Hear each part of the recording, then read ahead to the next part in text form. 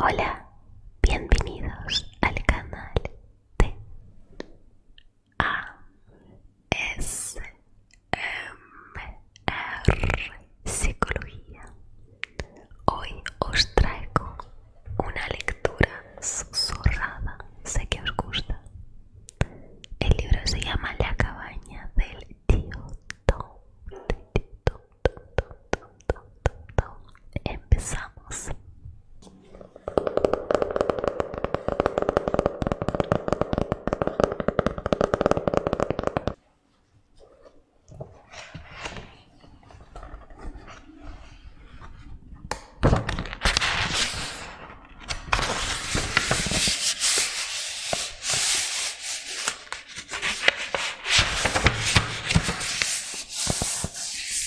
Capítulo 1.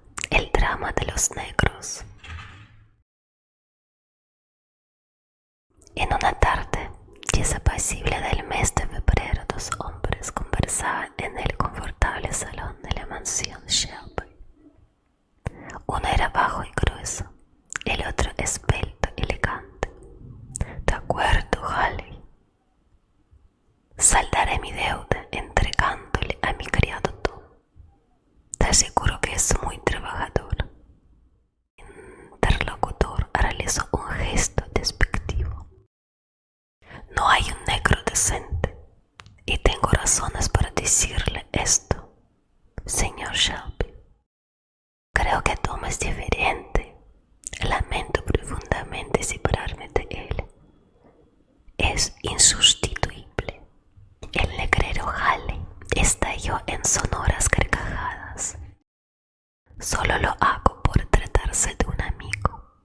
En ningún otro caso realizaría el cambio, aunque deberá entregarme, además de Tom, algún otro muchacho. No resulta imposible entregarle a nadie más», protestó el señor Shelby. «Y si no fuera por la gravedad de mi situación económica, Tom tampoco sería suyo». Entró en ese preciso momento en el salón un gracioso negrito, de unos 5 años de edad, dando saltos, y su dueño, el señor Shelby, para mostrar sus habilidades al visitante, le arrojó un racimo de uvas, que el chiquillo cogió diestramente de otro salto. Luego se acercó a su amo y éste le acarició suavemente sus cabellos, al tiempo que le decía: «Ahora Enrique canta y baila ante este caballero». El negrito de la mejor gana entonó una de las melancólicas canciones de su raza, mientras movía su cuerpo rítmicamente. «Tan bien actuó que el negrero», exclamó entusiasmado. «Magnífico, Shelby. Este crío es una joya. Entréguemelo con Tom y saldo la deuda que le atormenta». Llegó entonces una joven negra de 20 y tantos años, explicando tímidamente que iba a llevarse a su Enriquito. A una seña del señor Shelby salió con él. «Le compró también esa negra, Shelby», propuso Halley, dirigiendo aún su mirada hacia donde había desaparecido la muchacha. «Elisa no se halla en venta, señor Halley», declaró secamente el señor Shelby. «Mi mujer no se desprendería de ella por nada del mundo». «Bueno, en ese caso me entregará usted al chiquillo. Soy de buen conformar».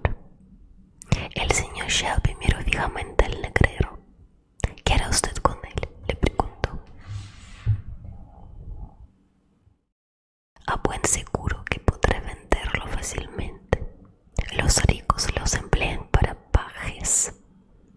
Es doloroso separar a un hijo de su madre», murmuró el señor Shelby. «No puedo vendérselo. Es natural», dijo Halley sonriendo cínicamente. «Pero la separación se puede realizar hábilmente. Se dice dice a la madre que emprende un viaje de 1 o 2 semanas. A su regreso se le regalan en compensación unas baratijas. Eso es cruel. No haré tal cosa con Elisa, por lo que me dice, deduzco que usted supone que los negros son como los blancos, pero a ellos se le pasan enseguida los disgustos. Reconozco que a veces alguna madre empieza a gritar como loca cuando se ve separada de su hijo. Es lo que hay que evitar para que el negocio no se malogre. Y al darse cuenta de que Shelby le observaba en silencio, prosiguió: le diré, señor Shelby, que yo casi siempre entrego mis lotes de negros en excelentes condiciones físicas.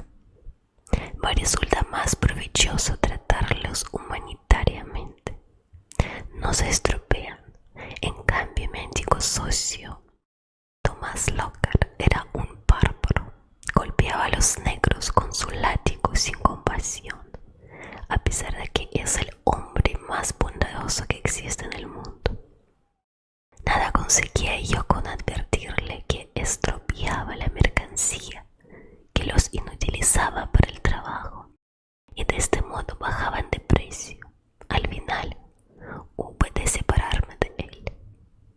Así que su procedimiento es más eficaz, ¿verdad?, inquirió el señor Shelby, que le contemplaba desaprobadoramente. Por supuesto, afirmó el negrero, y además no los vendo ante sus compañeros, sino aparte. Con mis negros no darían resultado sus métodos. Se equivoca, dijo Hale.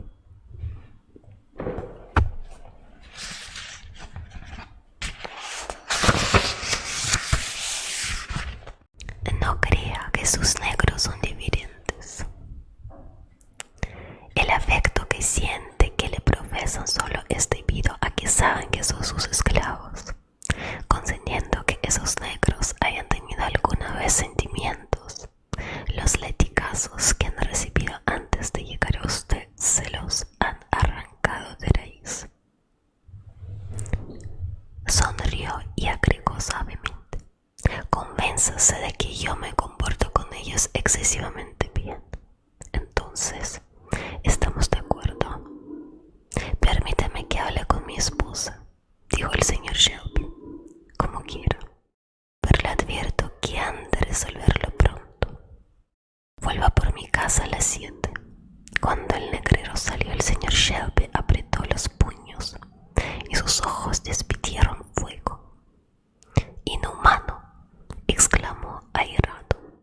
He estado a punto de abofetearle el rostro, pero sabe que me halla entre sus garras a causa de esa deuda, y se aprovecha de ello, y he de vender a mi buen Tom.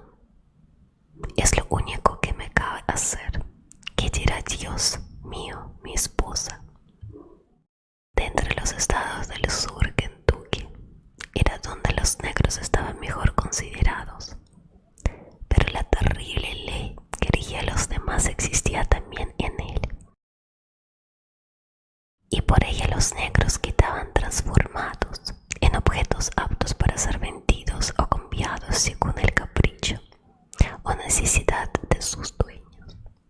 El señor Shelby jamás había maltratado a ningún esclavo, y los que vivían a sus órdenes sentían que les mandaba un verdadero padre. Sin embargo, aquella vez las circunstancias habían cambiado.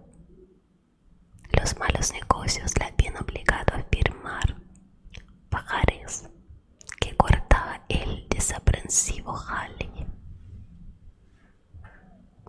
Esa era la causa de que éste se hubiera presentado en la mansión y exigido el pago, para satisfacer el cual iba a ser sacrificado el mejor de los esclavos de Shelby, Tom. Aquella charla accidentalmente fue escuchada por Elisa, quien se enteró de lo que se pretendía hacer con su querido Enriquito. Desde aquel momento no acertó a hacer cosa derecha. Al observar que algo anormal le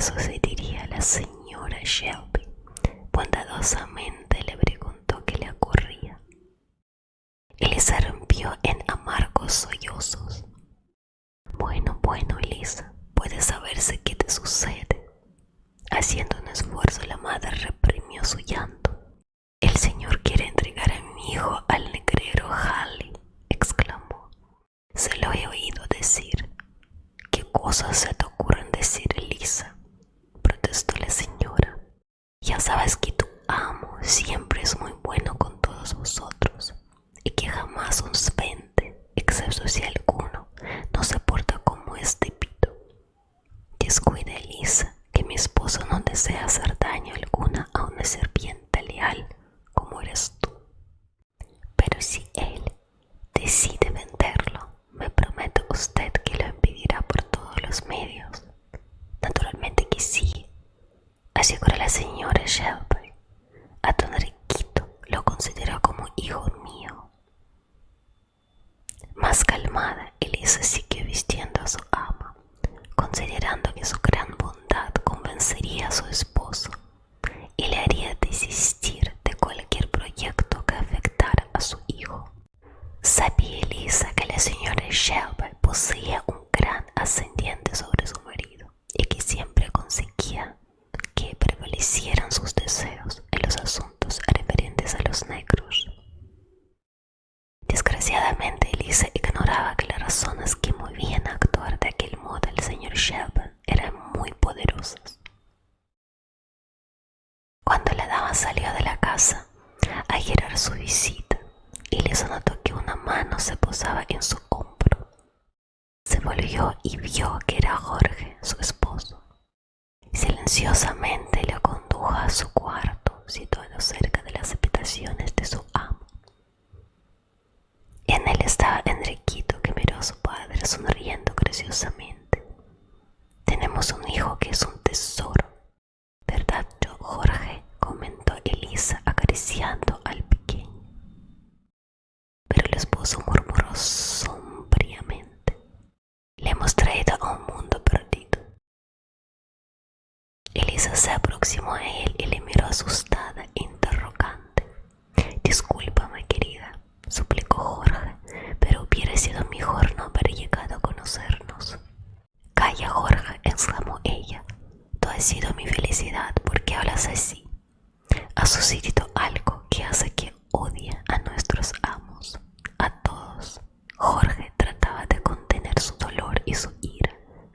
Mi amo me cedió al dueño de una industria donde he aprendido a desmontar el algodón y he conseguido inventar una máquina capaz de realizar ese trabajo en menos tiempo y mejor.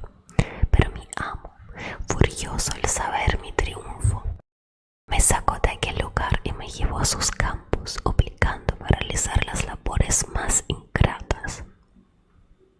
El anterior dueño quiso comprarme, pero mi amo se negó obstinadamente. Me ha azotado con crueldad, lo mismo que su hijo. Ya no puedo resistir más. Ay, pobre Jorge, se lamentó su esposa llorosa. Es terrible. Y no contento con eso, prosiguió Jorge, me ordenó que matara a un perro al que yo tenía por excelente compañero, alegando que bastante era contarme de comer a mí. Le dije que no, y él me lo arrebató. Le ataron una piedra al cuello y lo arrojaron sin piedad al lago. Jamás olvidaré la mirada que el pobre animal me dirigió cuando le estaban sujetando la piedra. Con ella me preguntó: amito, ¿no puedes ayudarme? Oh, qué bárbaros, casi gritó Elisa. He llegado al límite de mis fuerzas. Un hombre no puede resistir tanto. ¿Acaso no tardé mucho en mi amo en probar la fuerza de mi brazo? Su esposa se asustó al oírle hablar de aquella manera. Le abrazó entre sollozos, le aconsejó: olvida los agravios y perdónale, Jorge, confía en el Señor. Tu caso es diferente, Elisa, dijo Jorge, más calmado. Vives en una casa donde tus amos te tratan benévolamente. Ni tú ni yo hemos podido olvidar que al habernos casado lo debemos a la señora Shelby, que nos nos ayudó con su bondad habitual y sufragó todos los gastos. A ti sí que te es posible, Elisa, conservar aún alguna esperanza en el mundo. Pero yo te feriré lo peor de todo. ¿Es que te ha hecho sufrir más?, preguntó Elisa, temerosa con voz quebrada. Escucha, mi amo jamás estuvo de acuerdo con mi boda con una esclava de los que él llama orgullosos. Shelby, a ello achaca mi supuesto orgullo, a que lo he heredado de ti, y el malvado ha forjado un plan diabólico, separarme para siempre de ti. Va a venderme a los negreros del sur, pero nosotros estamos casados tan legalmente como los blancos, expuso Elisa, espantada ante la terrible revelación. Nada ni nadie nos puede separar. Jorge sonrió dolorosamente y dijo: nadie, excepto el amo al que pertenezcamos. Somos negros, Elisa. Nos encontramos a merced de lo que quieren hacer con nosotros nuestros dueños. Miró a su hijo, que sin preocuparle aquella conversación se entretenía jugando por el cuarto, y agregó: y lo más terrible es pensar que a él le aguarda un porvenir semejante. Mi amo es bueno y no admitirá que nuestra separación se lleve a efecto, aseguró confiada Elisa. Pero si fallece, estaremos perdidos. He decidido salir del país y marchar al Canadá, a hacer fortuna con la que pueda rescataros a los dos. Entonces viviremos felices y libres. Elisa le miró aterrorizada, no atreviéndose a creer lo que acababa de oír. Te matarán en el camino, exclamó. Será mejor que volver a ser esclavo, opinó Jorge en su desesperación. Resultaron inútiles las protestas de la pobre Elisa para hacerle desistir del plan trazado. Jorge se mantuvo inflexible por considerar que aquella era la mejor solución. Solo Dios sabe los esfuerzos que hubo de realizar para no ceder a las súplicas de su querida esposa. Se abrazaron con la vaga sensación de que jamás se volverían a ver. Después Jorge tomó a Enriquito en sus brazos y lo besó tiernamente. Instantes más tarde salía presurosamente de la habitación. Fin del capítulo 1. En las proximidades de la mansión de los Shelby se alzaba la cabaña de Tom, construida de sencillos troncos.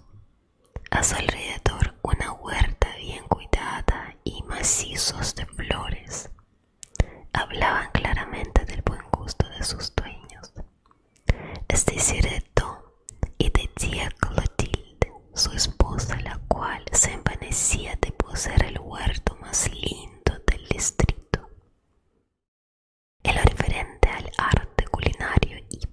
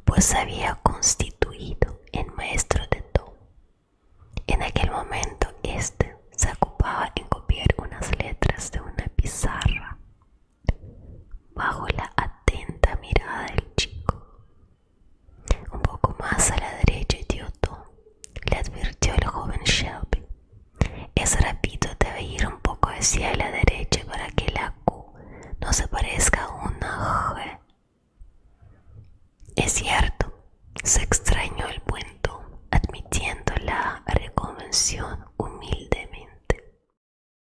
Tía Clotilde interrumpió su quehacer y dijo: solo me preocupa que usted no cumpla lo prometido. Sabe que debe vender a Tom a gente honorable. Haré todo lo posible por complacerle. Así diciendo, el traficante se despidió y salió, dejando al dueño de la mansión dominado por crueles remordimientos. Horas más tarde se reunía en sus habitaciones con su esposa, que le preguntó distraídamente: ¿quién era ese hombre tan desagradable con quien hablabas? Halley. Tenía con él ciertos asuntos pendientes. La señora Shelby miró a su esposo y se dio cuenta de que se mostraba nervioso. ¿Era acaso un negrero?, inquirió, recordando algo que le dijera Elisa. El señor Shelby se volvió bruscamente. ¿Por qué me preguntas tal cosa?, exclamó. No te extrañes, sonrió su esposa. Esta tarde me ha revelado Elisa que sospechaba que tú estabas tratando la venta de su Enriquito. Qué asustada vi a la pobre. Le dije que eso era imposible. El señor Shelby no se atrevió a mirar a los ojos a su esposa, pero pensó: es indudable que debo ponerla al corriente de lo sucedido, y cuanto antes mejor. Escucha, querida, empezó diciendo: sabes que jamás tuve tratos con traficantes de esclavos, pero hoy me he visto obligado a ello. Lo siento más que tú, te lo aseguro. Mis negocios atraviesan una mala época, y te diré que ha sido a Tom a quien he debido vender. La señora Shelby quedó inmóvil, desconcertada por aquellas terribles palabras que jamás hubiera pensado oír de labios de su esposo. Pobre Tom, exclamó con contenida indignación. Te sirvió lealmente desde su infancia, lo has olvidado y ahora se lo pagas de esta forma. Además, le habías prometido la libertad. Es espantoso, Arturo. Después de esto puedo creerlo ya todo, incluso que también has entregado a ese hombre a Enriquito. El señor Shelby hizo acopio de todo su valor para poder seguir confesando lo sucedido. Sí, también he vendido al niño. Acabo de cerrar una odiosa operación: la venta de 2 de mis negros. Estoy avergonzado, si es que quieres oírmelo decir, pero te advierto que esto es lo que hacen todos nuestros conocidos diariamente. Pero, ¿por qué a Tom, Enriquito?, preguntó con desesperación la esposa. Porque a ellos, precisamente, tenemos otros esclavos a los que estimamos menos. El negrero me ha pagado por ellos un excelente precio, explicó apenado el señor Shelby. No ha tenido más remedio que cederles si queríamos salvarnos. Emilia estaba anonadada. Se cubrió el rostro con sus manos y exclamó: ¡ay, 1000 veces odiosa esclavitud! Es la muerte para los esclavos y el mayor de los tormentos para los amos que sienten humanamente. Sabía que te dolería de este modo, pero ya nada tiene remedio. La escritura de venta está firmada. La señora Shelby tomó su reloj de oro y mientras jugueteaba con él entre sus dedos dijo: hablaré con ese traficante y le ofreceré este reloj a cambio de nuestros 2 negros. Sé que es de gran valor. Si cuando menos nos devolviera a Enriquito. Nada nos es dado hacer, murmuró sordamente el señor Shelby. Ese hombre ya se ha hecho cargo de las escrituras. Exige que mañana mismo le entregue el ofrecido. Tengo pensado salir a caballo para no ver la partida de Tom. No podría resistirlo. Y te aconsejo que te ausentes tú también, haciendo que te acompañe Elisa. De este modo no presenciará cuando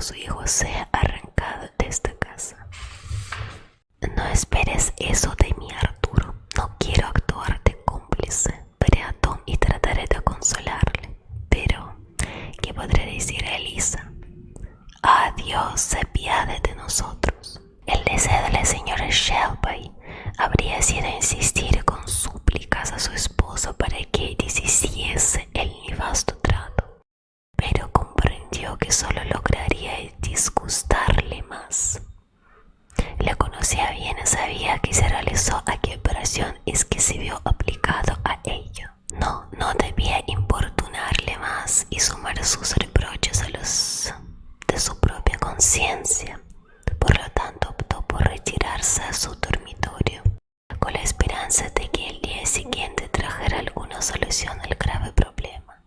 No había permanecido ociosa Elisa durante el tiempo que duró la anterior conversación.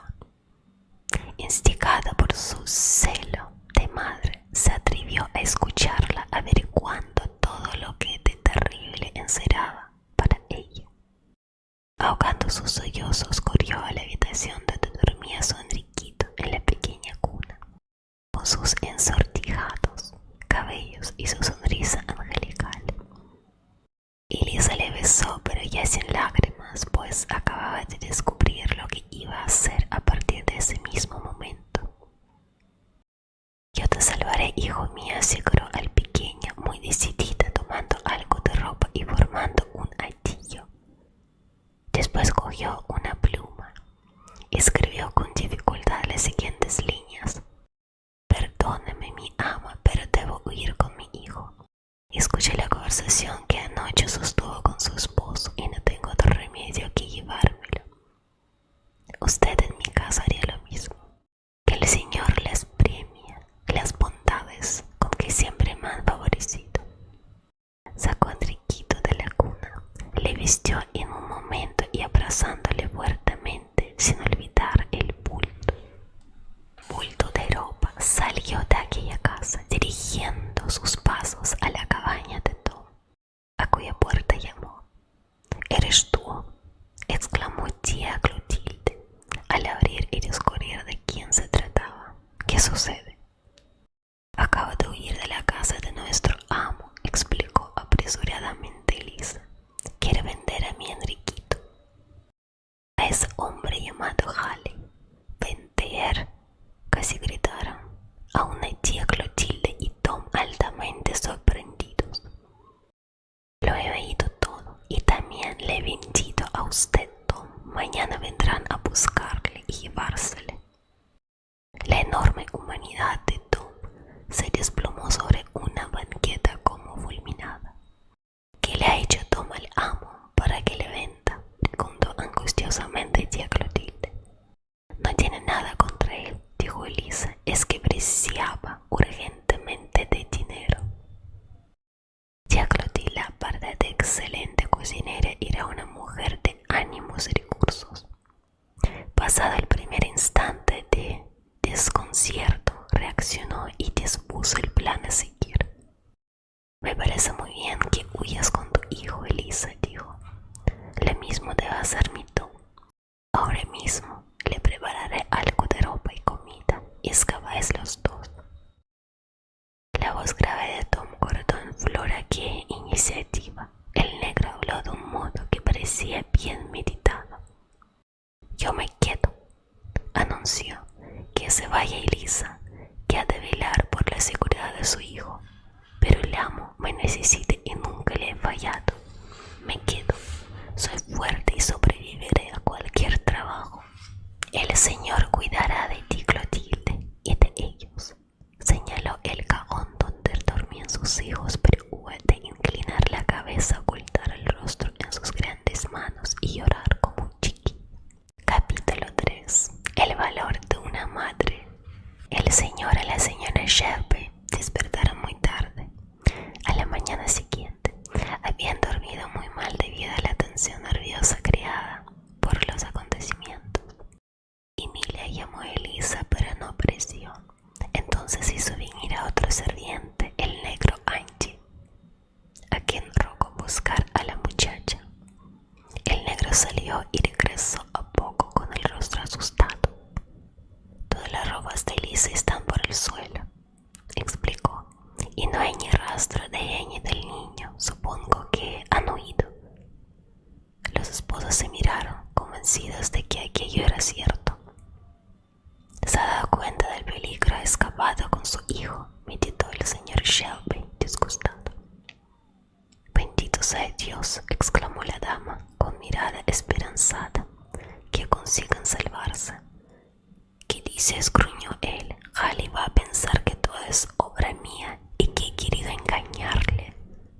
Mi palabra estaba empeñada en ello. Los demás negros de la casa recibieron la noticia como una buena nueva, alegrándose de la valentía de Elisa por haber sabido librarse de las garras del negrero Halley, al que todos odiaban, el cual no tardó en presentarse a reclamar su mercancía, y grande fue su furor al conocer lo sucedido.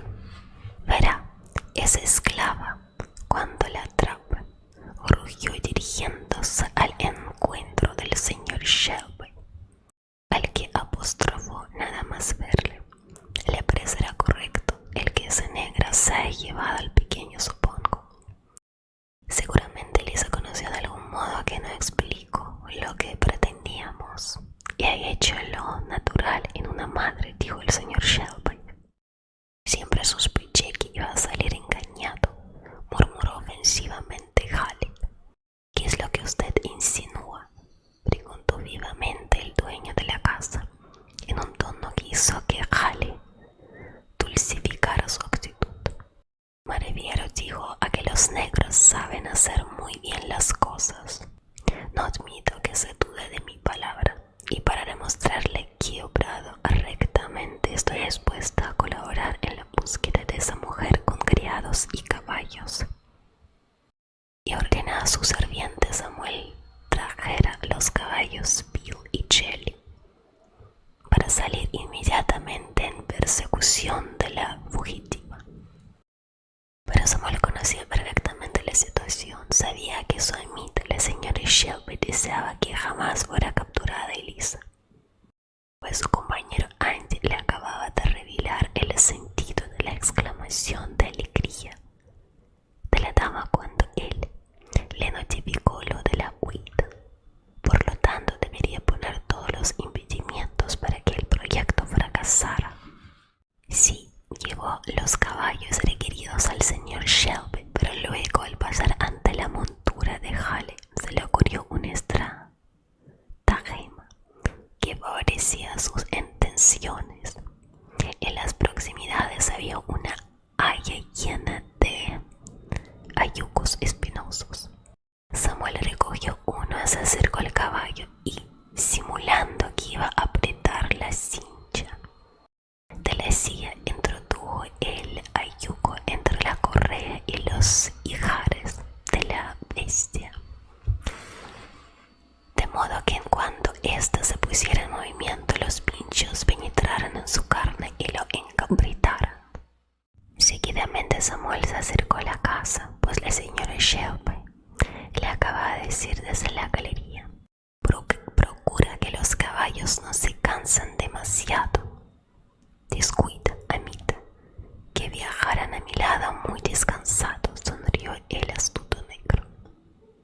En aquel momento Halley se dirigió resueltamente hacia su caballo, pero al montar sobre él, el animal se encabritó y arrojó a su dueño al suelo, saliendo al galope hacia la pradera vecina.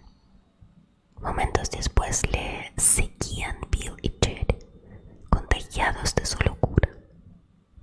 Los negros salieron en su busca y, tras ímprobos esfuerzos, más fingidos que reales, regresaron con los corceles. Samuel montaba a Cherry y traía de la rienda el caballo de Halley, quien se adelantó lanzando terribles imprecaciones, ordenando ponerse en marcha al momento. Pero ahí se hallaba Samuel, dispuesto a agotar todos los recursos que tendieran a retrasar la partida. «Estamos muy cansados, mi amo», dijo el señor Shelby, con un semblante tan acongojado que inspiraba lástima, y los caballos se hallaban destrozados. Sería conveniente que todos comiéramos antes de salir. El caballo del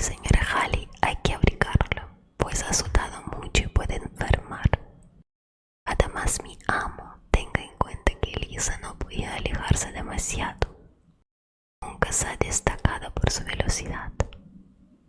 La señora Shelby intervino para ayudar a Samuel. Le ruego, señor Hale, que se quede a comer con nosotros. En este momento va a ser servida la mesa. Con las fuerzas repuestas podrán comenzar la persecución en mejores condiciones que ahora. Hale meditó. Indudablemente tenían que comer en un sitio u otro. ¿Por qué no hacerlo ahí mismo, donde se hallarían más cómodamente? Acepto su amable invitación, señora, dijo. La señora Shelby disimuló la inmensa satisfacción que sintió, y Samuel y Angie se miraron alegremente pensando en los deliciosos bocados que su amita haría preparar para ellos. Entretanto, Elisa corría solitaria con su hijo apretando contra su cuerpo. Terrible prueba resultó para ella abandonar la cabaña de Tom y lanzarse hacia lo desconocido. Pero su amor por su Enriquito la impulsó a arrostrar todos los riesgos. Caminó mucho tiempo todavía por terreno conocido, ya que aquellos lugares los había recorrido con su ama. En diversas ocasiones, cuando se trasladaban a la vecina aldea de T, en las proximidades de Ohio, lo espantoso vendría después, cuando cruzara el río y llegara a regiones nuevas. Después de varias horas de marcha ininterrumpida, Elisa se detuvo en una granja donde la recibieron cordialmente. Ella explicó su presencia diciendo que viajaba para visitar a unos parientes. Reanudó la marcha a primera hora de la tarde y no se detuvo hasta el anochecer. Y en la aldea de T, el río se deslizaba tumultuoso, pero debería franquearlo si quería salvarse. Apenas había comenzado la primavera en enormes masas de amenazadores hielos flotaban en la impetuosa corriente. El espectáculo dejó a Elisa desconcertada, pues había pensado emplear la barca para alcanzar la puesta ribera. Pero ofreciendo el río tal aspecto, era presumible que ningún barquero se atreviera a arriesgarse a cruzarlo. Muy apesadumbrada, mirando siempre hacia atrás, temiendo ver aparecer de un momento a otro a sus perseguidores, se dirigió a una casa próxima, a cuya dueña, que estaba condimentando la cena, preguntó: «¿No hay ninguna barca que cruce el río en este punto?» «Nadie se atrevería a hacerlo estando la corriente tan alborotada», le informó la mujer, quien, al reparar en el fatigado aspecto de Elisa y sobre todo en el evidente nerviosismo que mostraba, añadió: «¿Se encuentra en algún apuro?» «Un hijo mío está muy enfermo, necesito cruzar el río pronto», dijo Elisa, después de realizar un gran esfuerzo para mentir. Compadecida, la mujer le informó que un hombre se proponía cruzar el río con unos toneles y que por tanto le aconsejaba que esperase a intentar con él la aventura. Después entregó a Enriquito un pastel, pero el niño no lo recogió, pues el sueño, debido al gran cansancio que padecía, le impedía incluso alzar el brazo. «Pasa con el chiquillo y déjale que duerma», invitó a la buena mujer, y al mismo tiempo los guió hasta un cuarto en el que había una cama, donde Elisa acostó a Enriquito, que no tardó en quedar dormido. Elisa a su lado velaba su sueño. Cerca de una hora permanecieron ahí hasta que un grito del exterior obligó a la madre a asomarse a un ventanuco y descubrir con horror a Hale. Seguido de los negros Samuel y Angie, los tres se encaminaban directamente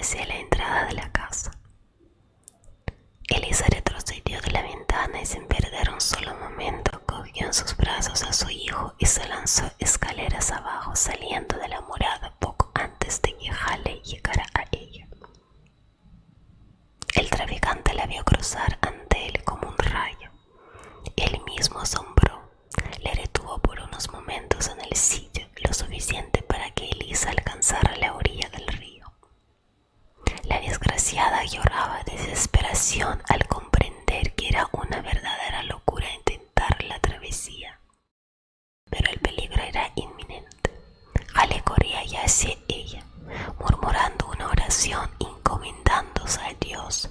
Tomó impulso y se abalanzó sobre la formidable corriente, cayendo sobre una de las superficies del hielo. El salto fue impresionante y tanto Halle como Andy y Samuel lanzaron exclamaciones de asombro. Y desde su orilla contemplaron llenos de estupor la escena que siguió. Elisa saltaba de un trozo de hielo al siguiente con la agilidad que le daba su propia locura de madre amenazada, resbalando frecuentemente, cayendo pero levantándose al punto y prosiguiendo la salvadora carrera. Su débil silueta sobre el tormentoso río podía haber servido de modelo para un tema heroico. Todos advirtieron que las fuerzas empezaban a faltarle y había salvado más de la mitad de la distancia cuando cayó y permaneció inclinada, mientras el témpano que la sostenía se deslizaba corriente abajo con un desesperado esfuerzo. La infortunada se levantó nuevamente y pasó a la próxima superficie blanca. Cuando la misma Elisa comprendió que sus energías le abandonaban por completo, sintió que una mano le sujetaba de un brazo y la alzaba a la otra orilla.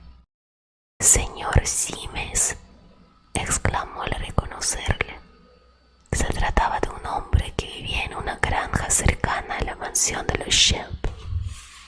«Oh, sálveme, señor Simes», suplicó Elisa arrodillada ante él. «Quieren arrebatarme a mi hijo. Le han mentido a aquel hombre que me mira desde la otra orilla. Me va a socorrer». Simes poseía un buen corazón y no pudo negarse a ayudar a aquella esclava fugitiva, a pesar de lo que señalaban las leyes, que castigaban severamente aquel acto. Así pues alzó la esclava, caminó con ella unos pasos y luego le dijo: mi casa queda lejos, como sabes, y no puedo ocultarte en ella. Lo único que me es dado hacer por ti es indicarte dónde te puedes esconder.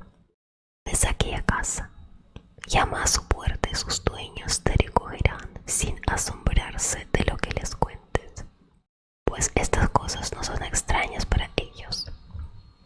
Elisa le dio las gracias muy conmovida y tomando nuevamente a su hijo salió corriendo hacia el cobijo prometido. Mientras tanto, Halle seguía en la orilla del río sin apenas dar crédito a lo que sus ojos habían contemplado. A su lado, Andy y Samuel ocultaban a duras penas la alegría que les produjera el feliz paso del río por Elisa. «Esa negra ha hecho un pacto con el demonio», gruñó Halle, «o con un ángel, señor. Vamos a pedirle permiso para retroceder. Nuestra ama se disgustará si sabe que hemos obligado a los caballos a sostener esta agotadora carrera. Los pobres animales no pueden más». Halle pareció acceder a ello, momento en que los dos negros, al ver que todo su plan había salido a la perfección, ellos fueron los que consiguieron retrasar la persecución valiéndose de 1000 argucias. Estallaron en sonoras carcajadas que gritaron grandemente al ya enfurecido Halle. «Veremos si os hace reír el aire de mi látigo», rugió al tiempo que lo alzaba dispuesto a descargarlo sobre las espaldas de los dos negros, quienes ágilmente saltaron sobre sus caballos y se alejaron velozmente, despidiéndose del traficante con esas palabras: «Buenas noches, señor. Nuestra ama nos tiene ordenado que no pasemos la noche fuera de casa». Y ahí dejaron a Halle furioso por su fracaso. El negrero se daba a todos los diablos y maldicía la hora en que se había mostrado blando con Shelby, blandura que tantas complicaciones le estaba acarreando. Dominado por negros pensamientos, el traficante regresó a la casa de donde saliera Elisa, que era una posada, y se sentó sobre un banco a meditar sobre todo lo sucedido. Por culpa de ese chicuelo, por el que apenas hubiera conseguido ganancia, se dijo, he pasado por el comerciante más imbécil del distrito. Sus tristes reflexiones fueron interrumpidas por las voces de un viajero que acababa de desmontar de su caballo ante la posada. Creyendo reconocerlas, Halle se acercó a la ventana. Bien, es posible que ahora se me arreglen las cosas, pues si no me equivoco ahí llega mi amigo Thomas Locker. Momentos después entraba en la casa el hombre que se había tenido delante de aquella puerta. Era casi un gigante con su 1,80 m de estatura y su corpulencia en consonancia con ella. Su rostro era desagradable, duro y vasto, como el de un perro. Se cubría con una chaqueta de piel de búfalo que le otorgaba una apariencia de bestia selvática. Venía con él en un sujeto menudo de rostro pálido, que se movía con la agilidad de un felino. Su mirada era dura y el rictus de su voz cruel. El primero se dirigió al mostrador, pidió que le sirvieran un gran vaso de aguardiente, que bebió de un solo trago. ¿Qué vientos te traen por esos lugares, Locker?, pregúntale Halle yendo a su lado. Lo mismo te pregunto, Halle, tronó el hombrón sonriendo. A un lado el sujeto enfermizo observaba a Halle atentamente. Sospecho que este encuentro va a reportar algún beneficio, dijo Halle. Has de saber que me hallo en un buen apuro. Locker juzgó oportuno presentarle al hombre que le acompañaba. Este es mi socio Marx. Marx, aquí tienes el hombre con el que negocié anteriormente. Me alegra haberle conocido, dijo el hombrecillo, y Halle, al estrechar su mano, experimentó la sensación de que agarraba la pata de un aguilucho. Creo que usted es el señor Halle. Acertado. Si les parece, señores, podemos pasar al comedor. Desea hablarles de cierto negocio.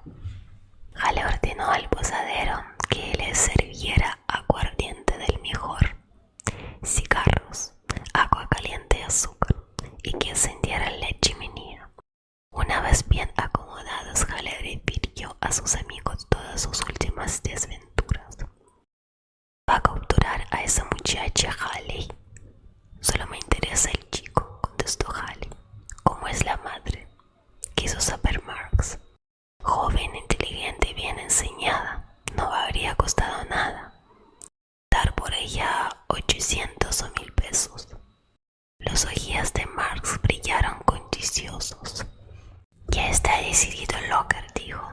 Saldremos en su busca, cogemos a la muchacha y a su hijo, entregamos a Halle y nosotros vendemos la negra de Nueva Orleans. Locker sonrió maliciosamente. A mí ya no se me engaña tan fácilmente, dijo. Dame 50 pesos por si la casa fracasa. En otro caso no verás al niño. Halle de mala gana hubo de conformarse. Conforme, dijo con una mueca. El senador Byrd acababa de llegar a su casa y ante el reconfortante calor que se desprendía de la chimenea, se disponía a despojarse de las pesadas botas de viaje y calzarse las zapatillas. Mientras tanto, la señora Byrd se ocupaba en preparar la cena y amonestar a sus hijos.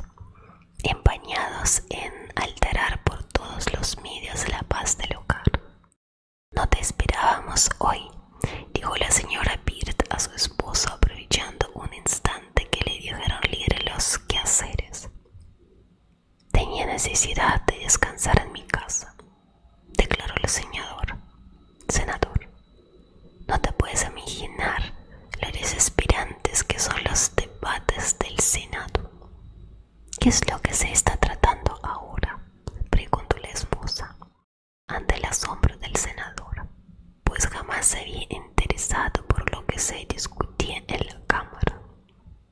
«Bah, nada que merezca la pena», murmuró el señor Peart, evasivo. Pero ella insistió. «Se corren rumores que se ha votado una ley por la que prohíba ayudar a los esclavos que atraviesan esta región. Si esto es así, pienso que sus promotores no han tenido en cuenta lo que nuestra religión nos ordena a este respecto». «¿Desde cuándo te interesas por la política?», preguntó sonriendo el senador. «No te burlas de mí, la política no me interesa en absoluto, pero sí lo que se refiere a esa ley, que supongo no habrá sido aprobada». «Pues te equivocas. Precisamente desde este mismo momento no se podrá dar asilo ni apoyo de ninguna clase a los esclavos que elijan estos lugares para huir de sus amos. Los habitantes de Kentucky ya no podrán favorecer esas fugas de negros». La señora Peart quedó unos momentos pensativa. «Espero que no se me obligara a despachar de mi puerta a la persona que acuda a ella en demanda de la más pequeña ayuda. Te aseguro, y tú lo sabes, que no me podría negar jamás a dar de comer a un desgraciado que lo solicite, ni dejar de vestir a quien lo necesitara». «¿Y pretendes que eso no es protegerles?», exclamó el senador. «Contravendrías la ley». La señora Peart era pequeña y de aspecto delicado. Le atemorizaba muchas cosas, pero reaccionaba focosamente ante las injusticias. Pocas veces había discutido con su esposo, por esa hora se le encendió el rostro al acercarse a él y preguntarle con firmeza: «¿Consideras cristiana esa ley? Espero que no te disgustes si te digo que sí». «Casi me obligas a que me avergüence de ti, Juan. Supongo al menos que tu voto habrá sido negativo». «No, mujer, yo he sido de los que han traído esa ley». La señora B se tornó súbitamente pálida, pero no tardó en recobrarse, exclamar: «Es vergonzoso lo que habéis hecho, prohibir que gente de bien atienda a esos desgraciados que solo intentan conseguir su libertad.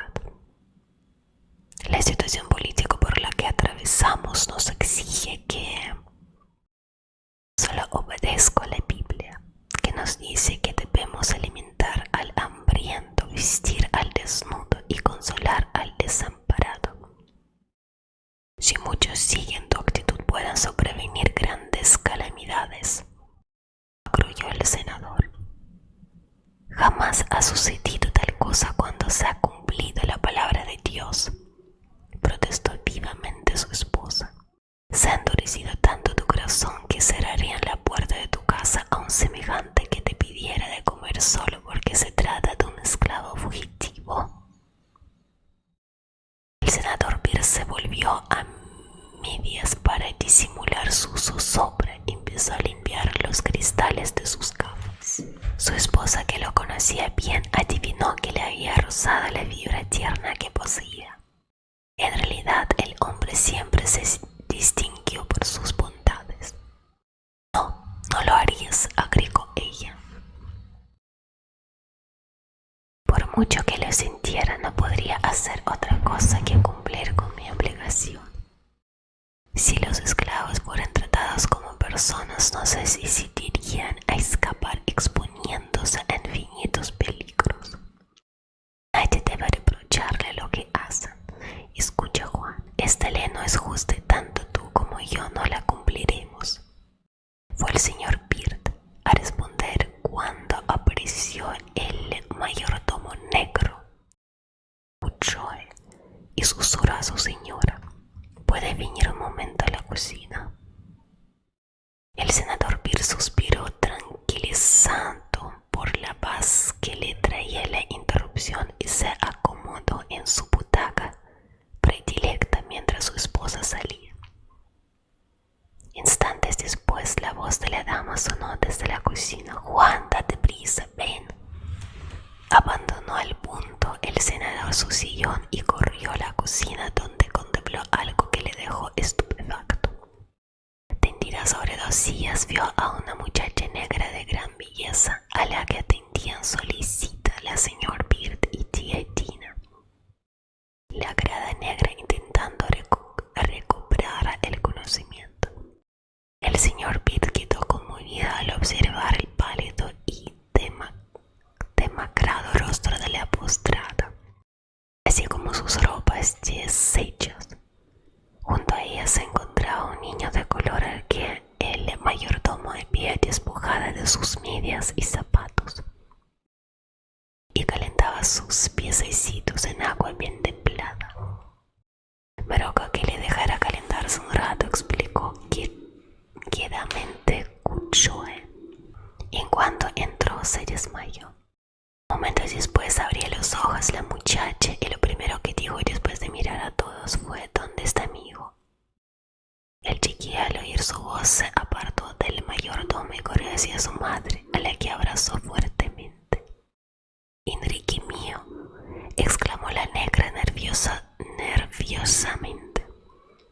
Luego se volvió a la señora Bird, agregó asustada: «Oh señor, ayúdanos, no deje que nos capture».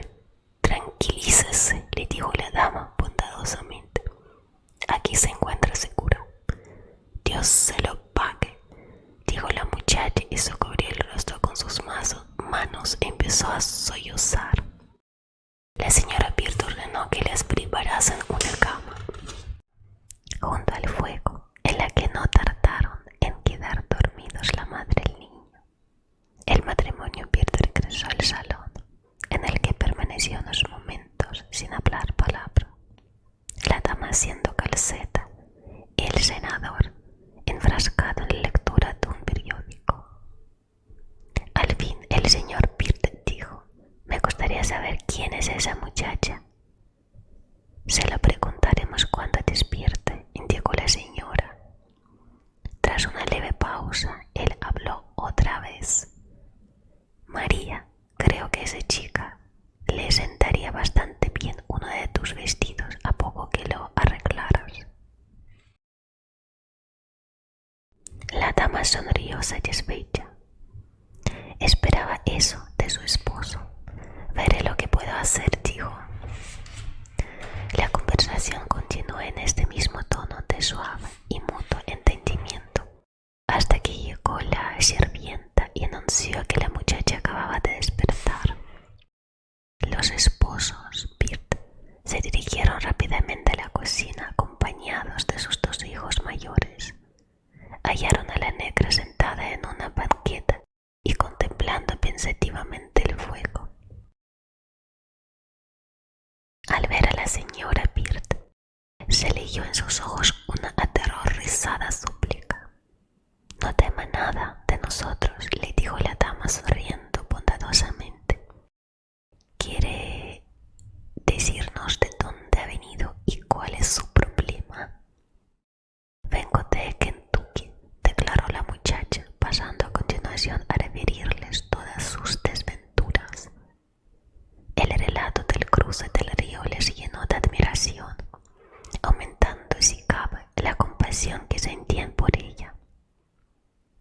«A pesar de que he tenido que huir de ellos mismos, son buenos, solo que el señor Shelby se ha visto obligado a vender a mi hijo a causa de sus muchas deudas». Las lágrimas se desvertieron de los ojos de los que la escuchaban, y el mismo señor Bird estaba a punto de verterlas. «¿A dónde piensa ir usted?», le preguntó. «Al Canadá, a reunirme con mi marido. Él ya ha salido para ese país, pero apenas tengo esperanzas de volverle a ver». «¿A qué distancia se encuentra de nosotros el Canadá?». «A mucha, quizá demasiada, pero ahora no se preocupe de más. Tina le preparará una cama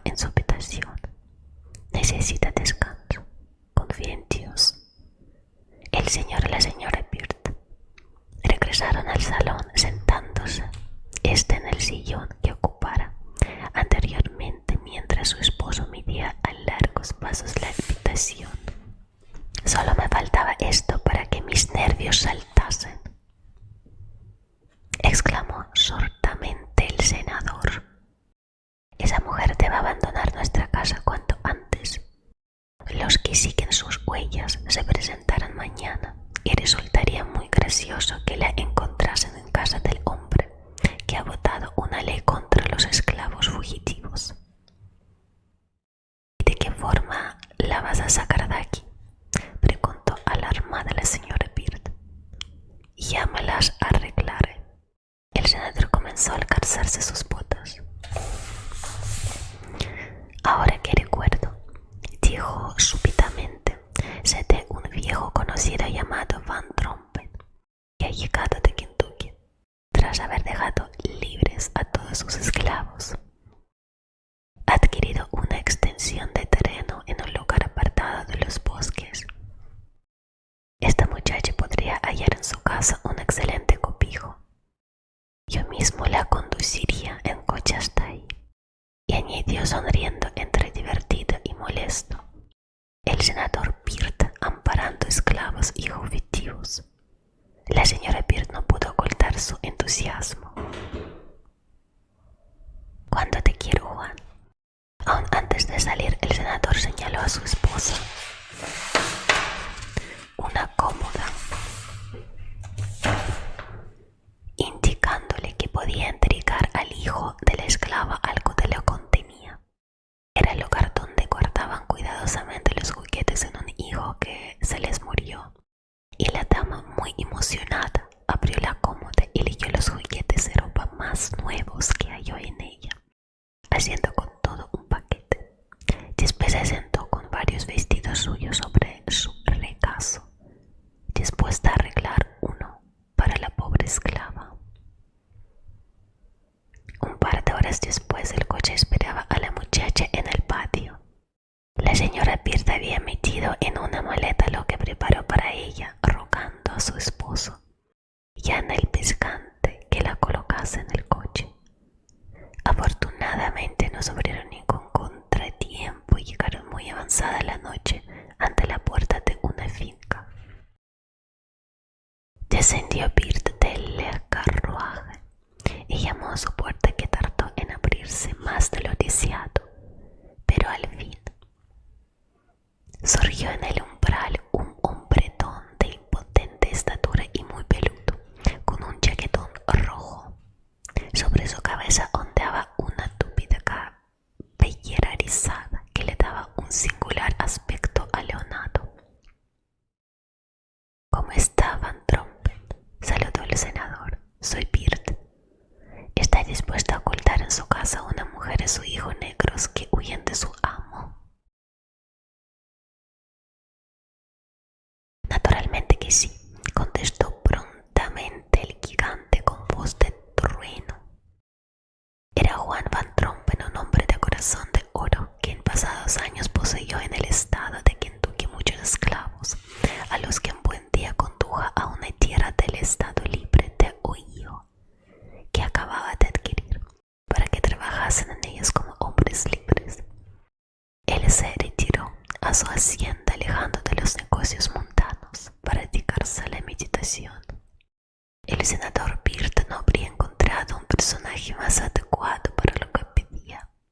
Y no me importa cobijar en mi casa a más negros de los que usted me trae, aseguró Van Trompen con gesto enérgico.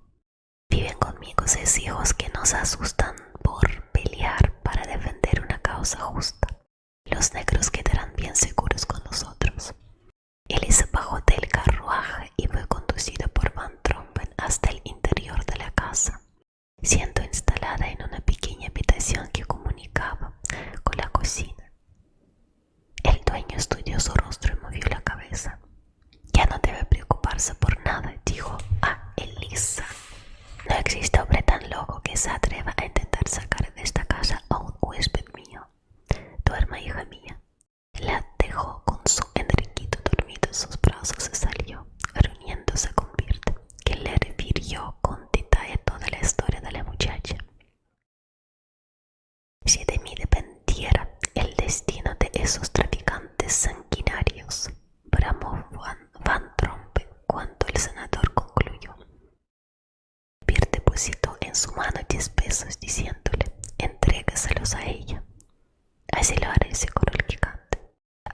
continuación se estrecharon las manos. El senador Bill partió en su coche. Capítulo 4. Un nuevo amo para Tom. Tristes pensamientos dominaban a los habitantes de la cabaña del tío Tom. Su esposa Clotilde trataba de contener su dolor mientras planchaba cuidadosamente una blanca camisa que llevaría el que estaba a punto de abandonar aquella casa, acaso para siempre. De vez en cuando secaba con su delantal una lágrima. Tom no se hallaba menos emocionado, sentado en una banqueta con el Nuevo Testamento sobre sus rodillas. Esforzábase porque nadie advirtiera que el dolor traspasaba su pecho. Hacía mucho rato que ni él ni ella pronunciaban palabra. De pronto Tom se levantó y se dirigió hacia la modesta cama donde aún dormían sus hijos. Ya jamás los volveré a ver así, pensó. Tía Clotilde acabó el planchado y se le acercó. Todo es inútil y debemos resignarnos, dijo quitamente. Pero si por lo menos supiera a dónde te llevan. El ama nos ha asegurado que te rescatará dentro de un año, o lo sumo 2.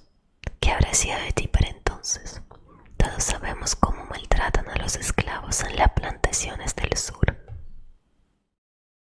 Confiemos en Dios, aconsejóle Tom. Nuestro amo no debió hacerte esto nunca. Protestó tía Clotilde.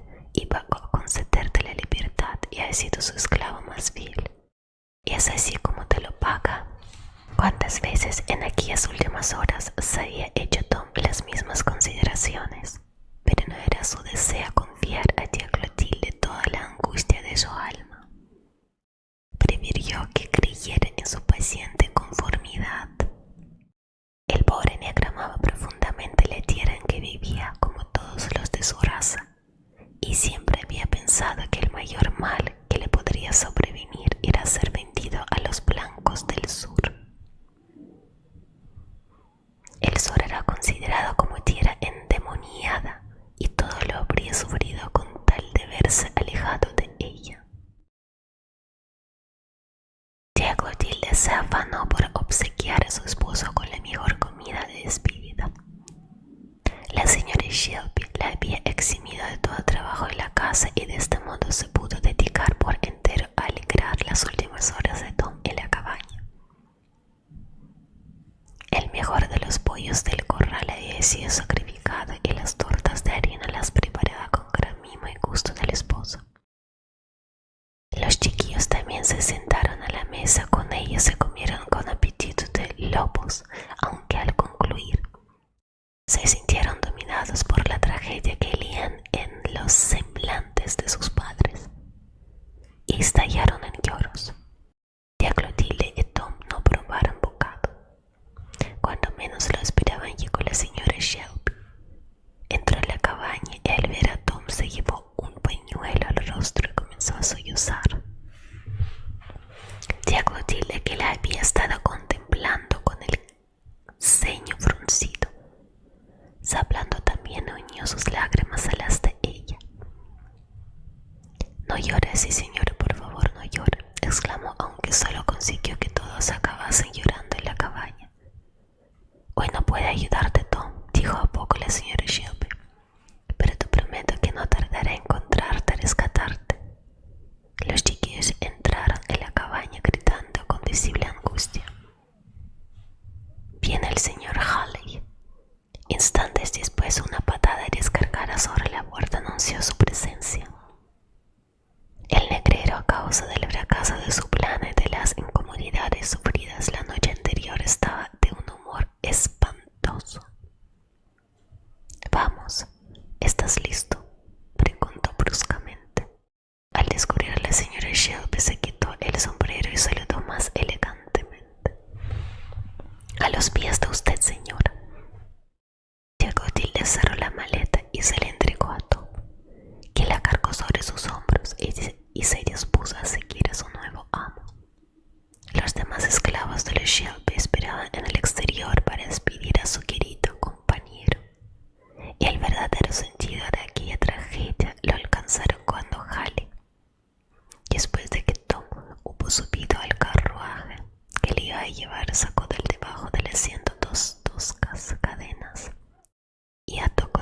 más los tobillos del pobre Tom. Esa medida es innecesaria con esta obra, apuntó la señora Shelby. Quizá tenga usted razón, señora, dijo Haley, pero ya he perdido un esclavo de 500 pesos y no quiero exponerme a un nuevo fracaso. Al ver a su esposo encadenado, tía Clotilde se cubrió con las manos el rostro como si quisiera ocultar aquella terrible escena, y las lágrimas corrieron pronto por entre sus dedos. Siento mucho que el señorito Jorge no esté aquí, declaró Tom suavemente. El muchacho aquella misma mañana había salido para visitar una plantación vecina, y aquí ignoraba lo que iban a hacer a su buen Tom. Al tiempo que Ali fustigaba al caballo, el esclavo miró lastimeramente a su esposa y rogó: despídate de mi parte del señorito Jorge. Tía Clotilde asintió nerviosamente con la cabeza mientras el carruaje que se iba a su Tom se alejaba levantando densas nubes de polvo. No tardan en alcanzar el límite de las posiciones de los Shelby y salir al camino real, por el que siguieron algún tiempo hasta que Haley lo detuvo ante el taller de un herrero, pues deseaba arreglar unas esposas del expuesto que guardaba para casos de urgencia. Descendió del coche y Tom quedó solo. De pronto se oyó el galope de un caballo y momentos después el esclavo tenía ante él al señorito Jorge, quien abrazó conmovido al negro al mismo tiempo que exclamaba: lo que han hecho contigo es la mayor de las injusticias. Mi padre se ha portado como un villano. Qué alegría me da verte, señorito Jorge, dijo Tom. Lamentaba tanto no despedirme de usted. Al descubrir las cadenas, Jorge experimentó una gran indignación. Yo me las atenderé con ese traficante, murmuró airado. Por favor, señorito Jorge, intervino prontamente Tom. No que ni diga nada, solo conseguiría enfurecerle y que luego me tratara peor. Jorge inclinó la cabeza reconociendo la verdad que encerraban sus palabras. Yo no he sabido nada hasta hace un momento, murmuró. Ya me han tenido que huir en casa. Y agregó quedamente como en secreto: voy a entregarle mi peso. No debe usted hacer eso, dijo Tom emocionado. Clotilde ya está de acuerdo, siguió el muchacho. Me ha aconsejado que le haga un agujero y se le cuelgue del cuello con una cinta, y de ese modo pueda ocultarlo bajo la camisa. De lo contrario, ese hombre se lo arrebataría. Le prometo, Tom, que convenceré a mi padre para que te rescate cuanto antes. Yo mismo empezaré a trabajar para conseguir el dinero suficiente. Su padre es bueno y no debe importunarle, dijo Tom, y usted ha de quererle mucho, así como a su madre, pues ambos son los más bondadosos. Comprende que no han tenido más remedio que hacer esto. Va a ser bueno con ellos, amito. Sí, Tom, aseguró Jorge. Salió entonces Haley del taller y al verle el joven Shelby le dijo duramente: le advierto, caballero, que sabremos cómo trata usted a Tom. Sus palabras no me afectan en lo más mínimo, replicó despectivamente el negrero. Si tuviera usted corazón, se rebelaría ante la idea de comerciar con seres humanos y cargarlos de cadenas. Es un negocio como otro cualquiera, en el que pienso continuar mientras rinde beneficios. Por otra parte, me parece que no es más picado vender negros que comprarlos. Jamás haré yo ni una cosa ni otra, aseguró Jorge. Y si antes estuvo orgulloso de pertenecer al estado de Kentucky, ahora lo lamento. Al concluir de hablar, montó en su caballo y se volvió a Tom antes de partir. Adiós, querido amigo, ten ánimo, le deseo. Gracias, amito, gracias, musitó el esclavo. Adiós, que el Señor guíe sus pasos. Contempló con el corazón encogido cómo se alejaba su amigo, sabiendo que con él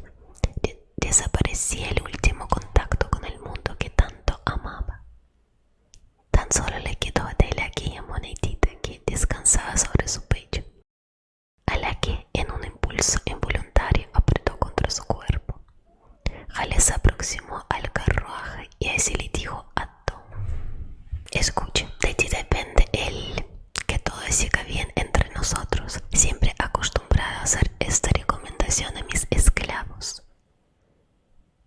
Si tratas de huir, lo pagarás. Seré bueno contigo si tú me obedeces en todo. Tom contestó que no tenía intención de escapar. Además, ¿cómo lo haría estando encadenado?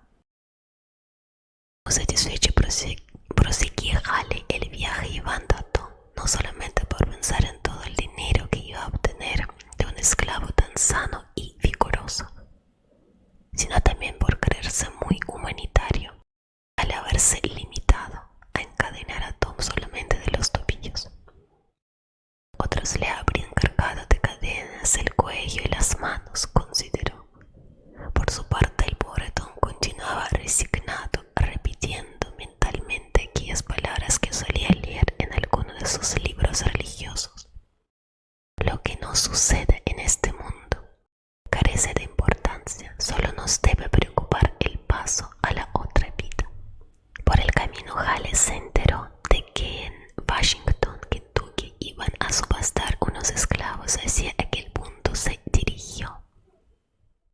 Llegados a Washington, Hale encerró a Tom en la cárcel y él se alojó en una posada. El esclavo experimentó un gran dolor cuando fue abandonado en la celda. El que se consideraba tan honrado como el que más. A la mañana siguiente se reunió una gran muchedumbre ante la puerta del Tribunal de Justicia para asistir a la anunciada subasta. Eran varios los negros que iban a ser vendidos. Entre ellos se encontraba una anciana con su hijo de 14 años. Permanecían abrazados como si presintieran que no tardarían en ser separados. No soy un trasto inútil, repetía angustiosamente la negra. Puedo todavía barrer, cocinar y fricar. Mi hijo y yo podemos ser vendidos en un lote. En esto apareció Hale y se dirigió resueltamente hacia el grupo de negros, deteniéndose ante un esclavo, al que examinó detenidamente los dientes, el pecho y los músculos del brazo. Después pasó al muchacho, que seguía abrazado a la anciana, y lo estudió igualmente, obligándole además a dar algunos saltos para apreciar su agilidad. Hemos de ser vendidos juntos, le dijo con angustia la pobre anciana. Todavía acabas de hacer muchas cosas. Tú ya no podrías rendir en una plantación, replicó despectivamente Hale. El resultado de su examen había sido satisfactorio, por lo que permaneció ahí mismo aguardando el momento de la subasta. Por fin, esta comenzó. Dos de los negros jóvenes fueron adquiridos por Hale. Ahora correspondía el turno al muchacho que seguía junto a la anciana negra. Ponte de pie y salta para que te vean los señores, le ordenó el pregonero rudamente. Y al mismo tiempo le empujó y lo apartó de su madre, la cual se revolvió como una fiera. No nos pueden separar, gritó llena de pavor. No molestes, dijo el pregonero, retirándola. El muchacho ofreció una excelente estampa y los postores se lo disputaron, pero fue Hale quien pujó más alto. El chico se dirigió corriendo hacia su madre. Cómpreme a mí también, señor, suplicó esta Hale. No podré resistir la separación. Tú no me sirves, le dijo el traficante. Fue otro blanco el que adquirió a la anciana, más por compasión que por otro motivo. Mientras era arrastrada por su nuevo dueño, lejos de ahí el muchacho de 14 años, ya encadenado por Hale, iba en pos de su amo, volviendo incesantemente la cabeza para descubrir a su madre, guiándose por los gritos que la desgraciada emitía desesperadamente. Días después, Hale, con Tom y los demás esclavos, embarcaba en uno de los barcos que hacían la travesía del Ohio. El traficante obsequió a sus prisioneros con el concebido discurso acerca de lo bien que serían tratados si no intentaban engañarle. Tom sufría en silencio al ver a aquellos desgraciados condenados a su misma suerte. Los comprendía perfectamente, pues sabía que todos dejaban atrás hijos, esposas, hermanos o madres, como él mismo. Recordarán nuestros lectores que Elisa y su hijo habían quedado recogidos en la casa de Van Trompen. De ella fueron llevados a la de una excelente familia de cualquieros, cuya cabeza era Simeon Halliday. Elisa se sentía muy feliz al ver a Enriquito jugar tranquilamente, lejos de todo peligro, en el enorme salón de la mansión. Los miembros de la familia eran sumamente bondadosos y la muchacha fugitiva creía estar viviendo en un mundo de ensueño. Sin embargo, aún le reservaban una alegría mayor. Fue la anciana Raquel quien le comunicó la buena nueva. «Hija mía», le dijo con su sonrisa angelical, «sabemos que tu marido se encuentra con unos amigos y va a venir aquí esta noche». «Esta noche», repitió como en sueños Elisa, incapaz de poderlo creer. La anciana la miraba sonriendo amablemente, moviendo afirmativamente la cabeza.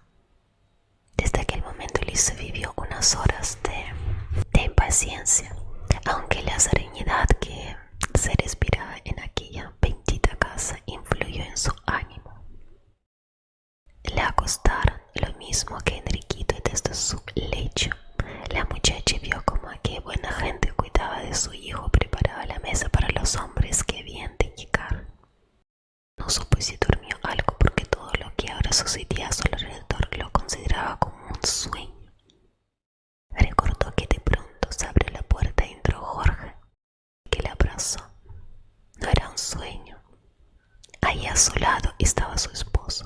«Gracias, señor», murmuró Elisa. A la mañana siguiente la familia cualquiera obsequió a los antiguos esclavos con un suculento almuerzo. Fue presidido por la anciana Raquel. Su modo de ofrecer los alimentos parecía influir en la bondad de estos. Para Jorge aquel almuerzo ofrecía la novedad de ser aceptado como igual a la mesa de un blanco y compartir su pan. «Lo único que me preocupa», dijo a los cualquieros, «es que por nuestra culpa surjan para ustedes dificultades. Lo que hacen ustedes está penado por la ley». «No tiene la menor importancia», aseguró jovialmente Simeon Halliday. «Además no lo hacemos solo por vosotros, sino por Dios. Bien, debes descansar. Esta noche a las 10 seréis conducidos a la próxima estación por Phineas Fletcher». El barco que conducía a Tom, Mississippi adelante, navegaba con normalidad. El negro había logrado con su misión y honradez ganarse la voluntad de Halley, que le había librado de sus cadenas y permitido que se pasease de un lado a otro. Así le era posible ayudar a los fogoneros en su ingrata labor y agazaparse junto a las palas de algodón a meditar sobre la Biblia. Pero no había olvidado su triste suerte. El monótono ruido de las máquinas del barco le repetía incesantemente: «Jamás volverás a recuperar la felicidad perdida, ni verás a los tuyos».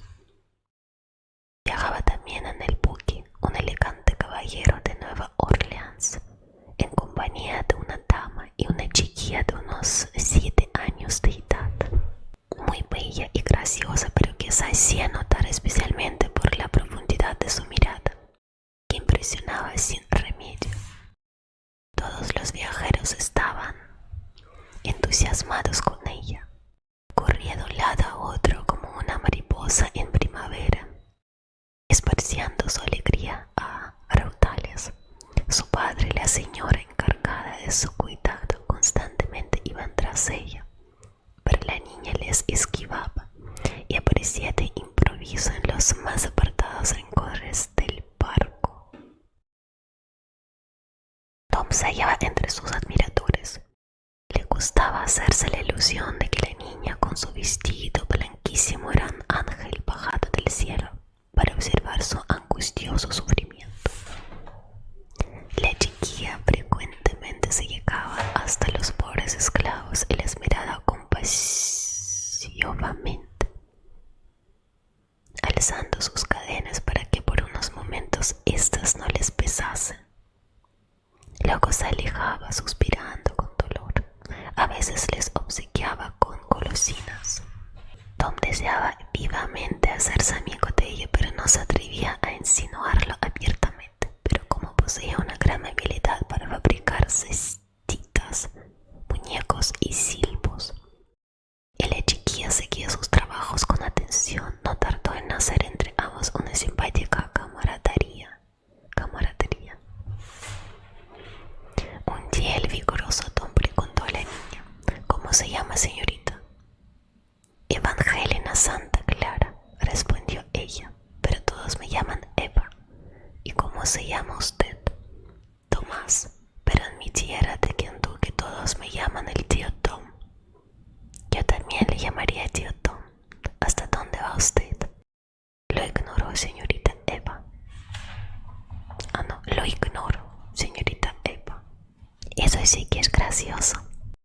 Me van a vender al primer comprador que le agrade mi aspecto, informó quedamente Tom. Y como no sé de dónde será mi nuevo amo.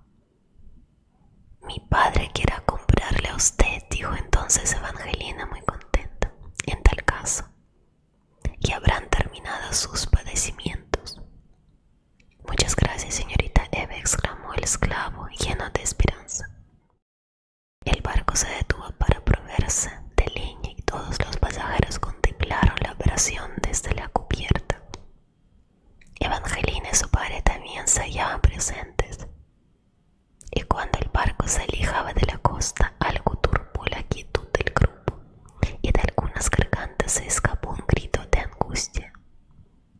Evangelina había perdido pie y su cuerpecito acababa de hundirse en la corriente del río. Su padre estaba a punto de arrojarse al agua cuando vio que desde la cubierta inferior Tom, que todo lo había visto, le ganaba la acción y se lanzaba sin pensarlo a salvar a la chiquilla. Logró sujetarla con sus fuertes brazos y alzarla lo suficiente para que respirara libremente, después de lo cual empezó a nadar. Y poco después llegó junto al casco y varias manos se afanaron por ayudarle, siendo alzada rápidamente la chiquilla.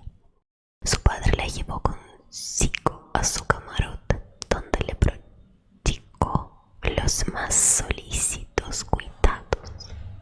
Al día siguiente el barco arribó a Nueva Orleans. La cubierta se convirtió en un hervidero de gente y mercancías. Algo apartado, Tom observaba con cierta impaciencia un grupo formado por Evangelina, su padre y Hallie, que conversaban sin que él pudiera oír de qué trataban. El padre de la chiquilla tenía un aspecto muy agradable y jovial. Sus ademanes eran desenvueltos y la bondad se reflejaba en su mirada. No puede negar que sabe usted adornar sus productos de las mayores virtudes atractivos, comentó después de escuchar sonriendo el discurso persuasivo de Harley. ¿Cuánto me pides por él? Solo 1,300 pesos, dijo el traficante, y se lo doy tan barato teniendo en cuenta lo mucho que Tom le agrada a su hija.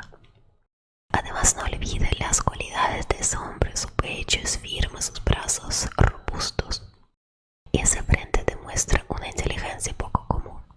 Es capaz de administrar él solo una plantación. Adquiérelo, papá, intervino Evangelina, tomando a su padre del brazo. ¿Por qué tienes tanto interés en que lo haga? Es que desea hacerle feliz con nosotros. Es una contestación original sobre el padre, que recogió de mano de Hallie la certificación referente a Tom que le extendía. Cuando hubo leído el documento, dijo: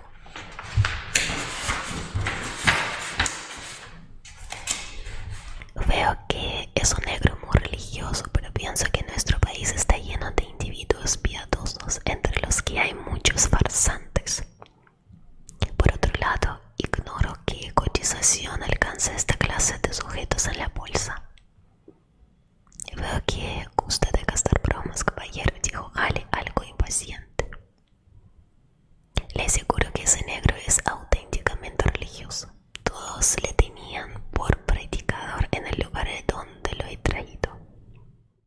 Tras una breve discusión, el precio quedó fijado en 1.200 pesos. Mientras Hale escribía el acta de cesión, el padre de Eva comenzó alegremente. Me gustaría saber cuánto dinero darían por mi persona, considerando mi peso, inteligencia, cultura y religión. Por esto último supongo que pujarían muy poco. Cogió el documento que le tendría Hale, pagó lo estipulado, tomó la mano de su hija y se dirigió al encuentro del esclavo adquirido. Una vez ante él, hizo que Tom alzara la cabeza y le preguntó sonriendo: «Bueno, dime, ¿qué te parece tu nuevo amo?» Tom le miró. Era difícil hacerlo sin agrado, pues el caballero mostraba una sonrisa que irradiaba simpatía y bondad. Los ojos del esclavo se humedecieron. «Rogaré siempre a Dios por este señor», dijo. «No hay duda de que escuchará antes tus oraciones que las mías. ¿Qué tal manejas los caballos?» «Muy bien, señor. El señor Shelby posee muchos». «De acuerdo, serás mi cochero, siempre que no te emborrachas más que una vez por semana». «Yo jamás me emborracho, señor», aseguró Tom, lógicamente ofendido. «Eso lo comprobaremos más adelante». Pero al ver el dolorido semblante de Tom, el caballero agregó sonriendo: «No te preocupes, sé que eres diferente a los demás negros». Eva se hallaba radiante de satisfacción. Miraba con los ojos brillantes a Tom. «Ya verás qué bien te encuentras entre nosotros», le dijo, «y no te preocupes por lo que te diga mi papá. Es un bromista». «Me parece bien que se lo adviertas», comentó de buen humor el señor Santa Clara, dándome de vuelta. Agustín Santa Clara era hijo de un acomodado plantador de Luisiana y de una dama de origen francés que había emigrado a esa región en los primeros tiempos de su colonización. Agustín poseía un temperamento sensible, amante de la belleza. Los asuntos terrenos le causaban espanto. Enamoróse muy joven de una muchacha del norte, relaciones que se encargó de interrumpir con malas artes de tutor de ella, engañando a Agustín a enviarle una misiva en la que le comunicaba que su novia iba a casarse con otro caballero. Creyólo el enamorado y por despecho casó poco después con una mujer de poco entendimiento y muy caprichosa, con la que no había hallado la felicidad. Solo al enviarles Dios una hija pareció que en Agustín renacía el deseo de vivir. La Madre María, quizá a causa de la inactividad en que se encontraba, comenzó a asegurar que se hallaba enferma, molestando continuamente a unos otros con dolores imaginarios. Eva no era atendida por ello como su padre hubiera deseado, y decidió llevarla a pasar una temporada a Vermont, donde vivían unos días acomodados. Cuando hemos conocido a Agustín Santa Clara y a Eva en el barco, regresaban de pasar ahí unos días. Con ellos también volvía la prima Ofelia, dama cuarentona y soltera, de rectas costumbres, rostro severo, cuerpo sin gracia, claro entendimiento. Quería mucho a Agustín, no en balde le había guiado durante sus primeros años, para convencerla de que debía vivir en su casa.